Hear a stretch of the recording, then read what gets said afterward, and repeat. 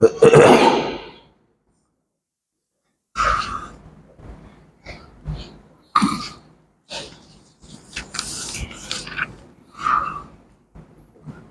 باللہ من الشیطان الرجیم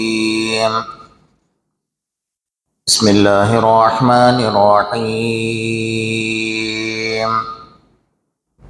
سورۃ انزلناها وفرضناها وانزلنا فيها آیات بینات لعلکم تذکرون الزانية والزاني فاجلدوا كل واحد منهما 100 جلدة ولا تأخذكم بهما رأفة في دين الله إن كنتم تؤمنون بالله واليوم الآخر وليشهد عذابهما طائفة من المؤمنين الزاني لا ينكح إلا زانية أو مشركا والزانية لا ينكحها إلا زان أو مشرك وحرم ذلك على المؤمنين صدق الله المولانا العظيم.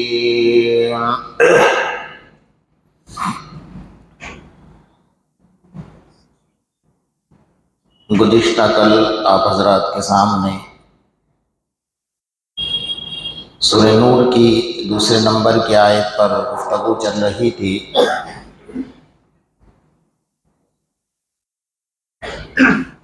کہ زنا کرنے والی عورت اور زنا کرنے والا مرد ان دونوں کو 100 کوڑے لگائے جائے شرعی حدود کے اعتبار سے.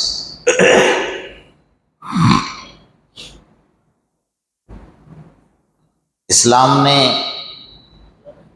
احتیاطی تدابیر اور پاک دامنی اول درجہ دیا ہے، اور الحیاء شعبۃ من الایمان، حیا اور پاک دامنی کو ایمان کا ایک بہت بڑا جز قرار دیا ہے. اتنی بڑی حرکت انسان تبھی کر سکتا ہے جب اس کے اندر بے حیائی، عریانیت، ننگاپن پیدا ہو جائے. زنا ایک آخری درجے کا گناہ ہے جو تمام حیا کے پردوں کو چاک کرنے کے بعد بندہ کرتا ہے. اسلام نے خود کی بیوی کے ساتھ اتنا احتیاط بتایا ہے، زنا تو بہت دور کی بات ہے، خود کے بیوی کے ساتھ اتنا احتیاط بتایا ہے. بخاری شریف کی حدیث ہے، عائشہ رضی اللہ تعالیٰ عنہ فرماتی ہیں کہ آقا نامدار محمد رسول اللہ صلی اللہ علیہ وسلم نے ساری عمر میری پردے کی جگہ کو نہیں دیکھا اور میں نے آپ کے پردے کی جگہ کو نہیں دیکھا. اتنی پاک دامنی. محدثین حضرات لکھ رہے ہیں کہ بھئی بیوی ہے اور پیر کے ناخن سے سر کے بال تک مرد کے لیے حلال ہے، لیکن اتنی پاک دامنی جو بتائی اس کی بنیادی وجہ کیا ہے؟ فرمایا کہ جو مرد اپنی بیوی کے پردے کی جگہ کو دیکھنے کا عادی ہوتا ہے، یا جو عورت اپنے شوہر کے پردے کی جگہ کو دیکھنے کی عادی ہوتی ہے، اس کے نقصانات. سب سے پہلا نقصان یہ لکھا ہے کہ آنے والی جو آپ کی اولاد ہے نا، وہ بے حیا بن کر پیدا ہوگی. نمبر 2، اس کے بدن کے اعضاء میں کچھ نہ کچھ کمی ضرور ہوگی. جیسا آج کل آپ سنتے ہیں کہ بچہ پیدا ہوا اور بچے کے اعضاء میں کمی ہے، کسی کا پاؤں جڑا ہوا ہے، کسی کا ہاتھ جڑا ہوا ہے، کسی کے دل کے اندر کچھ مسئلے ہیں. یہ سب اعضاء کی جو کمی ہے نا، فرمایا بنیاد وہاں سے پڑی ہوئی. اگر یہ بھی نہ ہوا تیسرا یہ خدشہ لکھا ہے کہ ہو سکتا ہے کہ آپ کا بچہ نابینا بن کر پیدا ہو جائے، اور یہ کچھ بھی نہیں ہوگا اگر یہ تینوں نقصانات آپ کو نظر نہیں آئے۔ جو چوتھا نقصان یہ بتایا کہ بچے کا ذہن کمزور ہوگا، اور باپ اور ماں کا ذہن بھی کمزور ہوگا۔ یہ چار نقصانات بتائے ہوئے ہیں اسلام نے کہ میاں بیوی کا معاملہ ہے، لیکن احتیاط یہاں تک اسلام نے بتایا، پاک دامنی یہاں تک اسلام نے بتائی ہے، تو زنا تو بہت دور کی بات ہے۔ اور اس کا سب سے بڑا نقصان کیا ہے؟ انسان کرنے کے لیے کر لیتا ہے، لیکن اس کا سب سے بڑا نقصان یہ ہے کہ اللہ کا قرآن یہ کہہ رہا ہے وَلَا يَحِيقُ الْمَكْرُ السَّيِّئُ إِلَّا بِأَهْلِهِ۔ اگر تم نے کسی کے ساتھ باہر اپنا منہ کالا کیا تو یاد رکھو اس کا قرض آپ کے گھر والوں کو چکانا پڑے گا۔ اگر اپنے گھر والوں کی عزت اور پاک دامنی اور حفاظت چاہتے ہو تو دوسروں کی بھی عزتوں کی حفاظت کرو۔ تم نے کسی کی عزت پر ہاتھ ڈالا تو تمہارے گھر والوں کی عزت پر بھی کوئی ہاتھ ضرور ڈالے گا، یوں سمجھ لینا۔ وَلَا يَحِيقُ الْمَكْرُ السَّيِّئُ إِلَّا بِأَهْلِهِ، یہ قرآن کا فیصلہ ہے۔ حضرت امام شافعی رحمۃ اللہ علیہ فرماتے الزِّنَا يُقْرِضُ الْمُؤْمِنَ، مومن جب زنا کرتا ہے نا تو یہ قرض ہے۔ اس قرض کو فرمایا کہ باپ باہر جا کر یہ کام کر رہا ہے، اس کا قرض اس کے بیٹی کو ادا کرنا پڑے گا، اس کی بیوی کو ادا کرنا پڑے گا، بھائی کر رہا ہے اس کے بہن کو ادا کرنا پڑے گا۔ اتنی خطرناک سزا اسلام میں۔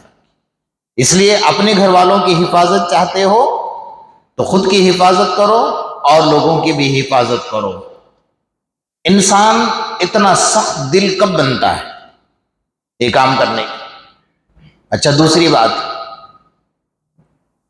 مثال کے طور پر ایک آدمی نے خدا نخواستہ زنا کر لیا، حدیث میں فرمایا کہ 40 مکان اس طرف، 40 مکان اس طرف، 40 مکان اس طرف اور 40 مکان اس طرف، 160 مکان تک 40 دن تک کی اللہ کی لعنت برستی ہے۔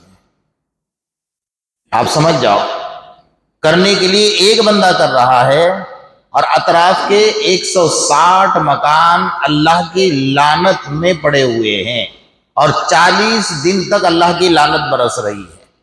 اللہ ہمارے نسلوں کی حفاظت فرمائے۔ بندہ جو کرتا ہے، علماء کرام نے وجوہات لکھے کہ بھئی اس کی بنیادی وجہ کیا ہے، بنیادی وجہ کیا ہے۔ اس کے انجام پر اس کی نظر نہیں ہوتی ہے کہ میں کرنے کے لیے کر رہا ہوں، لیکن اس کا انجام کیا ہوگا، اس کی سزا کیا ہوگی۔ جیسا میں نے آپ کو بتایا کہ قرآن میں فرمایا کہ تم نے کیا، تمہارے اس کی سزا تمہارے گھر والوں کو بھگتنا پڑے گی۔ علماء نے ایک عجیب بات لکھی ہے کہ ایک سونار تھا، سونے کا کاروبار کر رہا، اس زمانے میں غلام بیچا، غلام کی خرید و فروخت ہوا کرتی۔ بازار میں گیا تو دیکھا ایک خوبصورت سا بچہ ہے، بیچا جا رہا تھا، اس کو خریدا اور اپنے گھر میں لا کر اپنے بیوی کے حوالے کیا کہ ہمیں اولاد نہیں ہے، اس بچے کو ہم اپنا بچہ سمجھ کر گھر میں رکھیں گے، کام کچھ نہیں کرنا ہے، بازار جانا ہے، سودا لا کر دینا ہے۔ بچہ کافی دن تک گھر میں رہا اور بڑا ہو گیا۔ بڑا ہونے کے بعد ایک دن جب سودا لے کر آیا تو سودے کی تھیلی اس نے جب اپنے ملکہ اور اپنے سیٹانی کے ہاتھ میں دی تو اس نے تھوڑا سا ہاتھ دبا دیا۔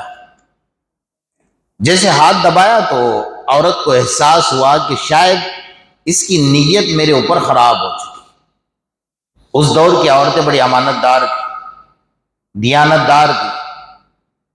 اس نے گھر کا دروازہ بند کر لیا اور اس کو باہر کر دیا، نہ گھر میں کھانا بنایا، نہ گھر کی صاف صفائی کی۔ شوہر جب گھر میں آیا تو پورا ماتم اپنے شوہر کے گلے پڑ کر رونے لگی، جس اولاد کو ہم نے اولاد سمجھ کر رکھا تھا اس نے آج میرے اوپر نیت خراب کر دی۔ شوہر بھی ایماندار تھا، اس نے کہا کہ کیا ہوا ہے؟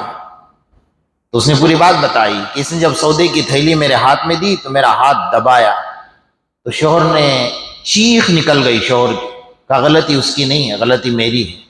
کہا کیا ہوا؟ کہ اصل بات یہ ہے کہ آج میں جب دکان پر سونا بیچ رہا تھا تو ایک عورت سونا خریدنے کے لیے آئی تھی اور اس نے سونے کی چوڑیاں میرے پاس سے خرید لی، اور جب میں نے اس کو دیا تو اس نے کہا کہ میرے ہاتھ میں پہنا دو، تو میں نے اس کے ہاتھ میں پہنانے کے لیے ہاتھ پکڑا تو اس کا ہاتھ بڑا خوبصورت نظر آیا، تو میں نے اس کے ہاتھ کو تھوڑا سا دبا دیا۔ اس دبانے کا اثر میرے گھر میں آیا کہ جس کو ہم نے اولاد مانا تھا اسی نے میرے عورت کا ہاتھ دبا دیا۔ تو باہر تم یہ کام کرو گے، تمہارے گھر میں اس کا وبال آنا ہے، تو بندہ یہاں پر تو رک سکتا ہے کہ مجھے اگر میرے اہل و عیال کی حفاظت کرنی ہے تو میں اور کی، اپنے اپنوں کی اور اپنے اہل و عیال کی اگر حفاظت چاہتا ہوں تو میں اپنے خود کی بھی عزت کی حفاظت کر لوں، اس میں میرے اہل و عیال کی بھی حفاظت پوشیدہ ہے۔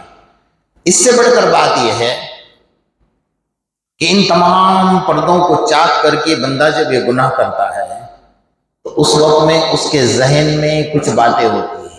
ایک بات یہ ہوتی ہے کہ مجھے کوئی نہیں دیکھ رہا ہے، سب سے بڑی بنیادی وجہ، مجھے کوئی نہیں دیکھ رہا، چاروں طرف سے دروازے بند ہیں، کھڑکیاں بند ہیں، پردے لگے ہوئے، مجھے کوئی نہیں دیکھ رہا ہے۔ اللہ کیا فرماتے ہیں؟ اِنَّ رَبَّكَ لَبِالْمِرْصَادِ۔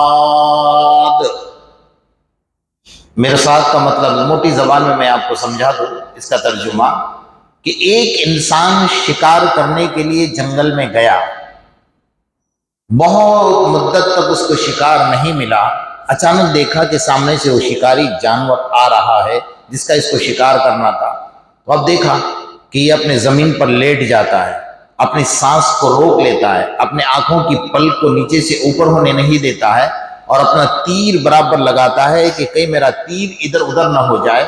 تیز نظر جما کر جو اس پر بیٹھتا ہے نا، مرصاد کا مطلب یہ ہوتا ہے کہ تیرا رب اس سے بھی زیادہ تیری گھات میں بیٹھا ہوا ہے۔ یہ مت سمجھنا کہ اللہ نہیں دیکھ رہا ہے، اللہ ہر وقت میں، ہر حال میں تجھے دیکھ رہا ہے، تو تیرے ذہن میں سے بات نکل جانی چاہیے کہ تجھے کوئی نہیں دیکھ رہا ہے۔ دوسرا خیال کیا ہوتا ہے؟ اگر کوئی دیکھ بھی لے گا تو میرا کیا بگاڑنے والا ہے بھائی؟ دنیا کی طاقت میرے پاس ہے، دولت میرے پاس ہے، بدن کے اندر خون گرم گرم دوڑ رہا ہے، نوجوانی میرے پاس ہے، اور بازو یہ طاقت میرے مضبوط ہے۔ خاص طور پر مالداروں کے دماغ میں یہ خمار بھرا ہوا ہوتا ہے، تو اس کے ذہن میں آتا ہے کہ میرا کون کیا بگاڑنے والا ہے، دنیا میں کوئی نہیں بگاڑے گا۔ اللہ کا قرآن کہتا ہے ان اخذہ علیم شدید، اللہ کی پکڑ اتنی سخت اور خطرناک ہے۔ اللہ اس وقت نہیں پکڑتا ہے جب تو کر رہا ہے، اللہ کب پکڑے گا؟ فرمایا جب تو مجبور ہو جائے گا، تیرا پیسہ ختم ہو جائے گا، اولاد تیری شکل دیکھنا نہیں چاہے گی، اور بستر پر تو پیشاب کرے گا، بستر پر تو استنجا کرے گا، تیرا بستر سے کوئی استنجا اور پیشاب اٹھانے والا نہیں ہوگا، اولاد تیرے لیے اللہ کے سامنے ہاتھ اٹھا کر بد دعا کرے گی کہ باپ جلدی سے چلا جائے تو اچھا ہے۔ اس وقت اللہ کی پکڑ آئے گی، ان اخذہ علیم شدید۔ اللہ فرماتے ہیں میری پکڑ بڑی خطرناک ہے۔ اس وقت اللہ ڈھیل دے دیتا ہے، اس وقت اللہ چھوٹ دے دیتا ہے، لیکن اللہ بعد میں پکڑنے پر آتا ہے۔ تیسری بات، میرے ساتھ کوئی نہیں ہے، میں اکیلا ہوں، اور جس کے ساتھ اپنا منہ کالا کر رہا ہوں وہ بھی سمجھتے ہیں کہ میں یہ ہم دو ہیں، ہمارے علاوہ تیسرا کوئی نہیں۔ اللہ کا قرآن کہتا ہے ہوا معکم اینما کنتم، تم جہاں دو ہو تیسرا اللہ وہاں پر موجود ہے۔ اب مسلمان بندہ اگر صرف اتنا سوچ لینا کہ اللہ میرے ساتھ ہے، وَنَحْنُ أَقْرَبُ إِلَيْهِ مِنْ حَبْلِ الْوَرِيدِ، اللہ تیری شہرت سے بھی زیادہ قریب بیٹھا ہوا ہے، تو کسی بندے کی جرات اور ہمت نہیں ہو سکتی کہ اتنا خطرناک کام کر گزرے، اس کے دل میں یہ خیال ہو کہ اللہ مجھے دیکھ رہا ہے۔ اس کے علاوہ اللہ تعالیٰ نے پروٹیکشن رکھا ہوا ہے، حفاظتی پہرا رکھا ہوا ہے، اللہ نے گواہ بنا کر رکھا ہوا ہے۔ قرآن نے کیا فرمایا؟ وَإِنَّ عَلَيْكُمْ لَحَافِظِينَ كِرَامًا كَاتِبِينَ يَعْلَمُونَ مَا تَفْعَلُونَ۔ تم جو کچھ کر رہے ہو، دونوں طرف اللہ تبارک و تعالیٰ نے تمہارے محافظ فرشتے بنائے ہوئے ہیں، گناہ لکھنے والا فرشتہ اور نیکیاں لکھنے والا فرشتہ۔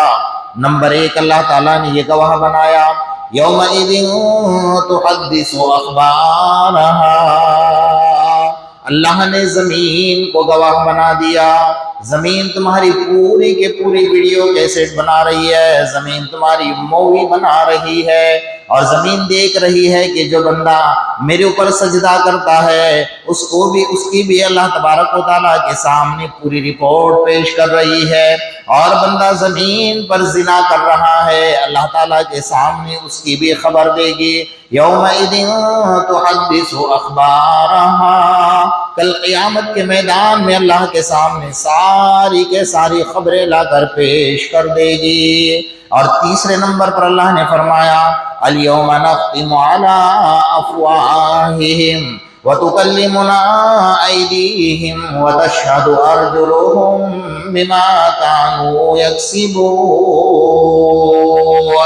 پیر کے ناخن سے لے کر سر کے بال تک سارے کے سارے اعضاء کل قیامت کے میدان میں تیرے خلاف گواہی دینے کے لیے کھڑے ہوں گے۔ پیر کہنے لگیں گے الہ العالمین، میرے ذریعے سے فلموں کے لائن میں گھنٹوں کھڑا رہا، لیکن مسجد میں 1 گھنٹہ کھڑے رہنے کے لیے مجبور تھا۔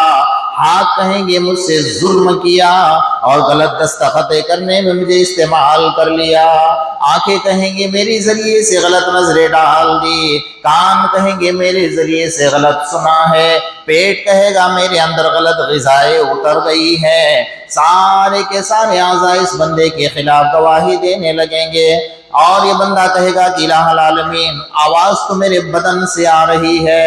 قالوا انطقنا اللہ الذی انطق کل شیء، قرآن کہتا ہے کہ اعضاء کہیں گے آج تو خاموش ہو جا، زبان کو کہیں گے آج خاموش ہو جا، آج ہمیں اللہ نے بولنے کی طاقت عطا فرمائی ہے۔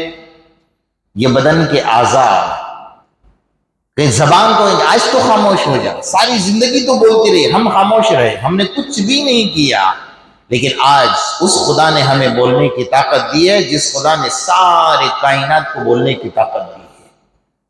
یہ اعضاء ہمارے خلاف، زمین ہمارے خلاف، فرشتے ہمارے خلاف، اور چوتھے نمبر پر کیا فرمایا؟ لا یغادر صغیرۃ ولا کبیرۃ الا احصاها ووجدوا ما عملوا حاضرا۔ قرآن یہ کہہ رہا ہے کہ تمہارا نام اعمال اللہ کے سامنے ڈھیر لگاؤ، ڈھیر لگاؤ، یہ نام اعمال ہے تمہارا، یہ تو جو غلط نہیں بول رہا ہے نا، فرشتوں نے جو تیار کیا ہو۔ اب کیا کہو گے؟ ایک گواہ نہیں، 4 گواہی اللہ کے سامنے ہے۔ کس کو جھٹلائے گا بندہ بھائی؟ کسی کو جھٹلا سکتا ہے؟ ایک کو جھٹلائے گا، 2 کو جھٹلائے گا، 3 کو جھٹلائے گا، 4 کو تو نہیں جھٹلا سکتا ہے نا۔ پھر اللہ کو تو یہ سب کی ضرورت نہیں ہے، لیکن اللہ تعالیٰ بندے کو سمجھانا چاہ رہے ہیں کہ دیکھیں 4 گواہی تیرے سامنے ہے۔ یوم تبلی السرائر، یہ جو قرآن کی آیت ہے نا، انسان کی زندگی بدل دیتی ہے۔ ہمارے بڑے بڑے اللہ والے تہجد میں بچے کی طرح چیخ نکال کر یہ آیت پڑھ کر رویا کرتے تھے۔ یوم تبلی السرائر، اللہ کا قرآن یہ کہہ رہا ہے کہ تمہارے بھیدوں کو قیامت میں کھول دیا جائے گا، تمہارے سارے راز قیامت میں کھول کر رکھ دیے جائیں گے۔ بندہ کہاں جائے گا؟ بندہ کہاں جائے گا؟ ماں کی نظر سے چھپ کر، باپ کی نظر سے چھپ کر، بھائیوں کے نظر سے چھپ کر، بہنوں کے نظر سے چھپ کر، خاندان والوں سماج والوں کی نظر سے چھپ کر جو کچھ کیا تھا، اللہ فرمائے سب راز کو کھول کر رکھ دوں گا۔ اگر ان سب سے بچنا ہے تو میرا اللہ اتنا کریم ہے نا، ہم نے اس کی کریمی کو سمجھا ہی نہیں۔ جیسا یہ فرشتے ہیں، سیدھے جانب کا فرشتہ نیکیاں لکھتا ہے اور بائیں جانب کا فرشتہ کیا لکھتا ہے بھائی؟ گناہ لکھتا ہے۔ لیکن اللہ تعالیٰ نے امیر کس کو بنایا ہے؟ سیدھے جانب کے فرشتے کو امیر بنایا، بائیں جانب کے فرشتے کو مامور بنایا۔ گناہ جیسے کر کے فارغ ہوتا ہے، بائیں جانب کا فرشتہ ہاتھ میں کاغذ اور قلم لے کر لکھنا چاہتا ہے، سیدھے جانب کا فرشتہ روکتا ہے، کبھی مت لکھو بھائی، تو اس نے تو گناہ کر لیا ہے، کبھی مت لکھو۔ 24 گھنٹے انتظار کرو، شاید اللہ کے سامنے توبہ کر لے تو گناہ نہیں لکھا جائے گا۔ 24 گھنٹے انتظار کیا جا رہا ہے۔ اور نیکی کا فرشتہ، بندہ رات میں سو رہا ہے اور سوتے سوتے وضو کر کے سویا اور نیت کر لی کہ میں تہجد میں اٹھوں گا، تو سیدھے جانب کے فرشتے نے کیا کر لیا، لکھ لیا کہ بندے نے تہجد پڑھ لی، نیت پر نیکی کا ثواب، اور گناہ کرنے کے بعد بھی 24 گھنٹے تک نہیں لکھا جا رہا۔ اس سے بڑی اللہ کی کریمی یہ ہے کہ سیدھے جانب کے جو فرشتہ ہے وہ فجر کی نماز میں آتا ہے اور عصر میں چلا جاتا ہے، عصر میں دوسرا آیا، دوسرے دن فجر میں تیسرا آیا، پھر عصر میں چوتھا آیا، پھر پانچواں آیا۔ اس کی ڈیوٹی بدلتی ہے، اور بائیں جانب کا فرشتہ جب سے اس نے نوجوانی سنبھالی ہے اس وقت سے لے کر مرنے تک ایک ہی رہتا ہے۔ اس میں بھی اللہ کی کریمی چھپی ہوئی ہے۔ قیامت کے میدان میں یہ بائیں جانب کا فرشتہ اٹھا کر اللہ کے سامنے گناہ کا ڈھیر رکھے گا کہ اللہ مجھے کہا ہے، اور سیدھے جانب کے ہزاروں فرشتے آئیں گے، اور سیدھے جانب کا، بائیں جانب کا ایک ہی فرشتہ رہے گا، لیکن اللہ اس کے گناہوں کا ڈھیر ہے، اور نیکیوں کے فرشتے ہزاروں کی تعداد میں آئیں گے۔ تو اللہ تعالیٰ فرمائیں گے بھائی یہ 1000 کی سنی ہے تیرے اکیلے کی سنو، کیونکہ اللہ کو بندے کو معاف کرنا ہے۔ اللہ کو کیا کرنا ہے؟ بندے کو معاف کرنا ہے۔ اس لیے اللہ نے یہ بھی حکمت رکھی ہوئی ہے۔ اس لیے حضرت علی رضی اللہ تعالیٰ عنہ فرماتے ہیں کہ اللہ اگر اس امت کو عذاب دینا چاہتا نا تو اس امت کو رمضان نہیں عطا کرتا۔ بہت بڑی بات فرمائی اگر ہم غور کر لیں۔ اللہ اگر اس امت کو عذاب دینا چاہتا تو اس امت کو رمضان نہیں دیتا۔ رمضان اس لیے دیا ہے کہ بندہ اس رمضان میں عبادت کر کے اللہ کو منوائے، اللہ کو راضی کرے، تاکہ اللہ کے عذاب سے محفوظ ہو جائے۔ اللہ تبارک و تعالی ہم تمام کو مکمل گناہوں سے ہماری حفاظت فرمائے اور رمضان مبارک کی قدردانی کی توفیق عطا فرمائے۔